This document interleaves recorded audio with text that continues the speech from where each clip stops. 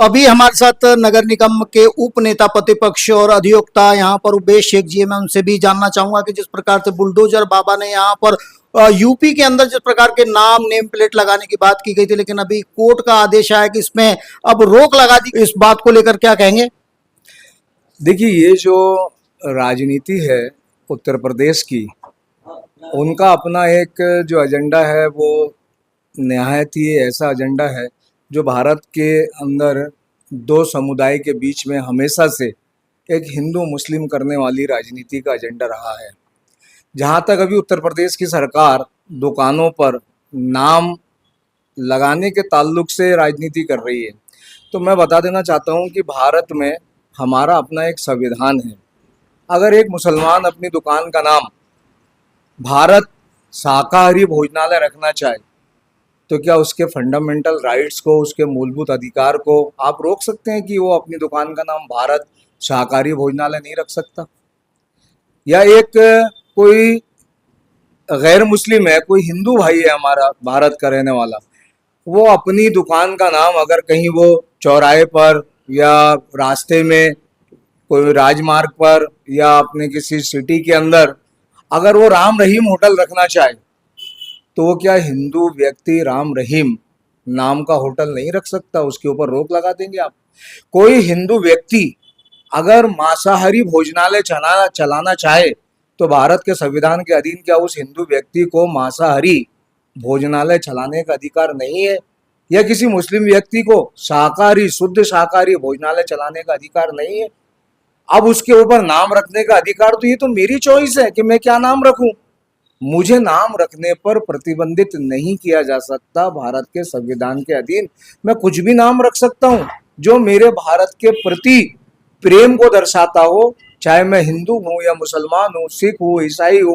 मैं अपनी चॉइस का नाम रखने का अधिकार रखता हूं, मुझ पर प्रतिबंध नहीं लगा सकते। हाँ, लेकिन मेरी दुकान के अंदर, मैं इस दुकान का मालिक हूं, मैंने इस नाम से लाइसेंस लिया है, उस दुकान के अंदर एक लाइसेंस शॉप एक्ट का लगा होगा जिसमें ओरिजिनल ओनर का नाम रहेगा।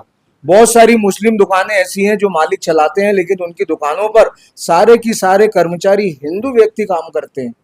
तो इसको कैसा आप बाइफर्केशन डिवाइड करोगे कि मुस्लिम व्यक्ति है वही मुस्लिम ही नाम रखना और मुस्लिम ही इसके अंदर मजदूर काम करेंगे? ऐसा तो सरकारी अस्पतालों के अंदर, ये जो प्राइवेट अस्पतालों के अंदर एक हिंदू मरीज भर्ती होता है, उसको मुसलमान जाकर खून देता है, तो क्या उस बोतल के ऊपर आप नाम लिखोगे कि ये हिंदू का खून है कि मुसलमान का खून है? भारत देश को किस तरफ ले जा रहे हो आप? वहां खून देने वालों की जो तादाद होती है, मरीजों की, वो ये देखता है कि यार इसकी जान बचाना, ये मैं भारत का निवासी है, तो ना हिंदू देखता ना मुसलमान। तो हिंदू भाई मुसलमान को खून देता है, मुसलमान हिंदू को देता है, सिख ईसाई को देता है, ईसाई सिख को देता है। ये हमारे भारत की इतनी बड़ी प्रेम की जो एक व्यवस्था है, उसको तोड़ना चाहती है भारतीय जनता पार्टी की सरकार। ये बिल्कुल गलत है। ये प्रेम की भावनाएं बनी रहना चाहिए। अभी यहाँ पर न्यायालय ने रोक तो लगा दी है, लेकिन रोक के बाद में भी आपको लगता है कि किसी प्रकार की कुछ गतिविधियां हो सकती है? हमारे यहाँ के जितने न्यायालय हैं, चाहे हमारे यहाँ का लोकल जिला न्यायालय ले लो, या आप माननीय उच्च न्यायालय ले लो, या माननीय सर्वोच्च न्यायालय ले लो, जितनी भी न्यायालय है वो संविधान के अधीन ही अपने निर्णय देते हैं।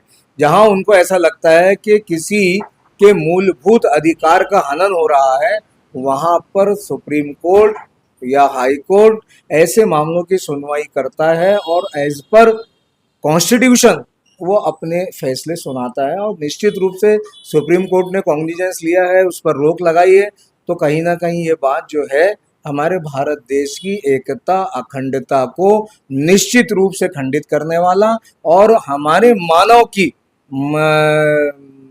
फंडामेंटल राइट्स को अटैक करने वाला ये नियम होगा। इसलिए सुप्रीम कोर्ट ने उस पर रोक लगाई है। अभी देखा जा रहा है कि पूरे देश में कहीं ना कहीं हिंदू मुस्लिम की बात की जा रही है। यहाँ पर महाराष्ट्र के अंदर भी एक मस्जिद में जिस प्रकार की तोड़फोड़ होती है, अभी किस प्रकार की जांच हो रही हो तो आने वाला समय बताएगा। लेकिन लगता नहीं है कि कहीं ना कहीं भारत के अंदर अभी बहुत करके जातिवाद देख रहे हैं, हिंदू मुस्लिम देखने को मिल रहा है।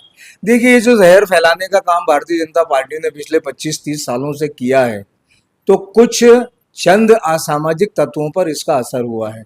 कुछ ऐसे असामाजिक तत्व भारत के अंदर हैं जिनको हम जाति विशेष या जाति धर्म, हिंदू या मुसलमान का नाम नहीं दे सकते। वो वैसे संगठन चाहे किसी भी समाज धर्म के हों, जो किसी धार्मिक संस्थाओं को या धार्मिक स्थानों को अगर वो वहां पहुंच करके खंडित करते हैं, या जैसे अभी आपने बताया महाराष्ट्र में मस्जिद का, कोई कारण नहीं है मस्जिद पर जाकर आपको अटैक करने का या करने का।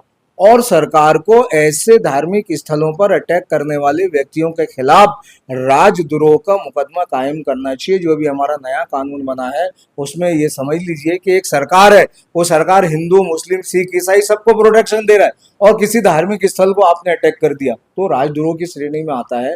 तो ऐसे व्यक्तियों को जो किसी मंदिर पर या किसी मस्जिद पर जाकर के हमला करता है और धार्मिक भावनाओं की ठेस पहुंचाता है, दो समूह के अंदर दो धर्मों के बीच वैमनस्यता फैलाने वाला कोई कार्य करता है, तो उस पर राजद्रोह का मुकदमा करके और ऐसे व्यक्ति पर रोक लगाना चाहिए, उस पर कार्रवाई होनी चाहिए। क्या लगता है यहाँ पर कि जिस प्रकार की सरकार है वो कई मुद्दों से भटका रही है, जिस प्रकार की बेरोजगारी देखने को मिलती है, शहर के विकास की बात देख लो या अन्य मुद्दे जो होते हैं, उन मुद्दों को कहीं ना कहीं भुलाकर इस तरह की बातों को तैयार करके रखा जाता है, ऐसा तो लगता नहीं? देखिए, इसमें क्या है, भारत की जनता को अपनी सोच बदलना पड़ेगी। भारतीय जनता पार्टी को जो बहुत ज्यादा इम्पोर्टेंस मिला, तो उसने जो धार्मिक राजनीति को आगे बढ़ाया उसमें उसको बहुत ज्यादा सपोर्ट मिला और लोगों ने उनको वोट दे करके सरकार बना दी। तो अब भारतीय जनता पार्टी को ऐसा लगता है कि ये हिंदू मुस्लिम का मुद्दा गरमाए रखना ही भारत देश पर राज करने का एक ऐसा हथियार हो सकता है, इसलिए वो भारतीय जनता पार्टी हमेशा हिंदू मुस्लिम की राजनीति करती है। तमाम टीवी चैनल हिंदू मुस्लिम के डिबेट चलाते हैं और भारतीय जनता पार्टी को लाभ पहुंचाते हैं। जनता की सोच बदलना पड़ेगी। क्या इसका अंत होगा, कुछ लगता है ऐसा? बिल्कुल होगा। हमारे राहुल गांधी जी क्या कर रहे हैं? राहुल गांधी जी का और कांग्रेस के सारे नेताओं का ये मिशन है कि हमारा भारत देश सर्व धर्म संपन्न हमारा देश रहा। हिंदू मुस्लिम सिख ईसाई दलित बौद्ध सबको एक समान अधिकार, सबको मोहब्बत से रहना, ये वाला पैगाम कांग्रेस की राजनीति में रहा है और कांग्रेस ये पैगाम देती है। भारत अंग्रेजों का गुलाम रहा था, 300 साल गुलाम रहा था, लेकिन एक विचारधारा महात्मा गांधी जी की ऐसी आई जिसने पूरे हिंदुस्तान को आजादी की तरफ लेकर आई। तो आज भी अगर भारतीय जनता पार्टी के लोग हमारे देश को गलत दिशा में ले जा रहे हैं और देश को बर्बाद कर रहे हैं, तो निश्चित रूप से ऐसे क्रांतिकारी लोग और भी पैदा होंगे जो हमारे देश को फिर से मोहब्बत के पैगाम में ला करके और एक मंच पर हिंदू मुस्लिम सिख ईसाई का नारा जो पहले दिया था आज भी दे करके फिर देश को उसी धारा पर ले आएंगे जो हमारा देश पहले एकता और अखंडता की मिसाल रहा देखिए, है। तुष्टीकरण की राजनीति करना ये वर्षों से कांग्रेस की शैली रही है। अगर आपको कि कोई एक दुकान है कि नेशनल हार्डवेयर, अब उसमें अगर प्रोप्राइटर का नाम लिखवाया जा रहा है तो आप इसको हिंदू और मुस्लिम के चश्मे से क्यों देख रहे हो? अगर आपको इतना ही मुसलमानों की फिक्र है तो हमारे हिंदू कांग्रेसी भाई भी कांवड़ यात्रा में जाते हैं। वो इस चीज को ग्राउंड पे आकर, अगर कोई मुसलमान की नाम की दुकान अगर लगी हुई है या कोई हिंदू भाई की नाम की दुकान लगी हुई है, वो क्वालिटी के आधार पे खरीदारी करे, तब हमको समझ में आएगा कि एक्चुअल विरोध है। इनने बरसों से यही काम किया है कि ये विरोध सिर्फ मुसलमानों को उचकाकर, उनको भड़काकर, उनको ये बताने की कोशिश करते हैं कि भारतीय जनता पार्टी तुम्हारे खिलाफ है, ऐसा माहौल प्रदर्शन करते हैं। लेकिन एक्चुअल में जिन मुद्दों पर आकर उनको मुसलमानों के साथ में खड़े रहना पड़ता है, वो बंद कमरों में बैठकर और मंचों से और माइक के ऊपर आकर मुसलमानों को भड़काने का काम करते हैं। जमीन स्तर पे आके खड़े होकर कभी उनके साथ में नहीं खड़े रहे। अभी यहाँ पर बड़े व्यापारियों की तो बात कर रहे हैं, हार्डवेयर की बात कर रहे हैं, लेकिन एक ठेले पर केला बेचने वाला, चीकू बेचने वाला, उसको भी आदेश दे दिया कि बड़े बड़े नाम यहाँ पर लिखे होना चाहिए। देखिए, ये हिंदुस्तान है और ये जो है सर्वधर्म समभाव के भाव से यहाँ का हिंदुस्तान की जनता रहती है। जो केला अच्छा रहेगा, क्वालिटी रहेगी, जिन फलों की क्वालिटी रहेगी, चाहे वो हिंदू का नहीं, नाम की बात हो रही, फल की बात नहीं हो रही। नाम यहाँ ये उनके नजरिए का, उनके सोच का नजरिया है। हम आप यहाँ पे जो हमारे और भाई खड़े हुए हैं, 10 लोग खड़े हुए हैं, अगर एक खराब क्वालिटी का केला अगर मुसलमान भाई बेच रहा है और दूसरी जगह अगर हिंदू भाई अच्छी क्वालिटी का केला बेच रहा है, या उसका उल्टा कर दो। कोई भी आदमी है जब अपने चीज के लिए, अपने बच्चों के लिए, अपने परिवार के लिए कोई चीज लेने के जाएगा तो वो धर्म के चश्मे से नहीं देखेगा, वो क्वालिटी के चश्मे नहीं, से पर यहाँ पर कहीं ना कहीं धर्म का चश्मा दिखाया जा रहा है, जिस प्रकार से नाम लिख लेना या मैं आपसे कह ही रहा हूँ ना, ये जिसकी जैसी नीति उसकी वैसी सोच। अगर कांग्रेस को लगता है तो वो इस तरीके से तुष्टीकरण की राजनीति हमेशा करते आए हैं और इन चीजों को, जो चीजों का कोई वो नहीं रहता अगर किसी के प्रोपराइटर। देखिए, सबसे पहले तो मैं एक बात बता दूं कि उत्तर प्रदेश के जो मुख्यमंत्री है योगी आदित्यनाथ, वो एक संत महात्मा है। उनके दिमाग में जितनी बातें आ रही है वो उतने बवाल फैला रहे हैं। अब ये नया फंडा आया है कि आप दुकानदार के सामने, दुकानदार अपने नाम लिखे कि ये नाम दुकान लिखे। किसकी। अब वो स्वाभाविक है कि वो मुसलमान की अगर दुकान है तो मुसलमान का नाम लिखेगा।